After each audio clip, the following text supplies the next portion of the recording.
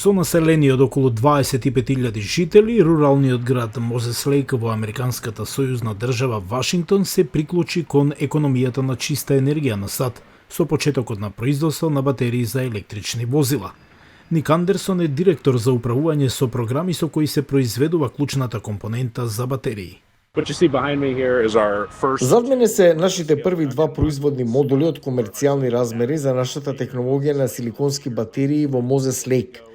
Тоа ќе вклучи се, од електрични возила до уреди за интернет, паметни телефони, но и многу апликации базирани за батериите. Со новите технологии во градот ќе се помогне да се трансформира локалната економија од земјоделство и традиционално производство во нови технологии, вели Росендо Алварадо, менаџер на фабриката за нанотехнологија Сила.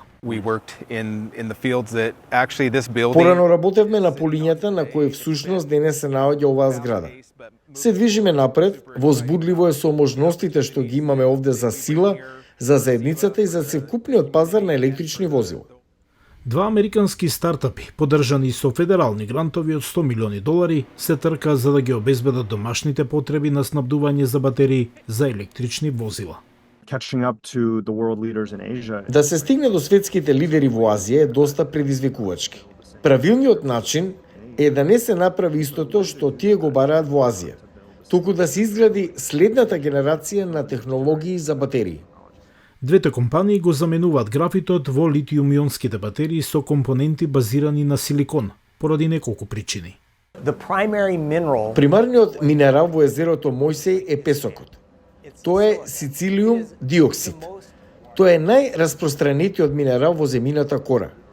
Графитот има пониски перформанси, како земја ние сме изложени на трговија, бидејќи најголемиот дел од графитот доаѓа од странство.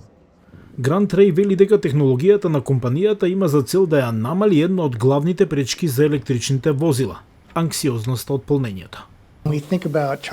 Кога зборуваме за времето на полнење од 10 до 80% за 10 минути, тога се прашуваме што ако тоа се промени се сведе на 5 минути, што ако почне да се приближува до начинот на кој го полниме горивото во автомобилот.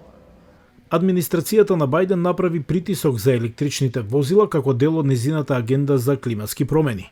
Повеќето републикански председателски кандидати ја отфрлаат таа можност. Тие сакаат да бидеме целосно електрични и да останеме надвор од бизнисот. Од Сила вела дека САД кои воведоа електрични возила во светот не треба да ја избегнуваат можноста да иновираат. Светот ќе се движи кон целосно електрични возила, без разлика дали се демократите или републиканците во Белата куќа.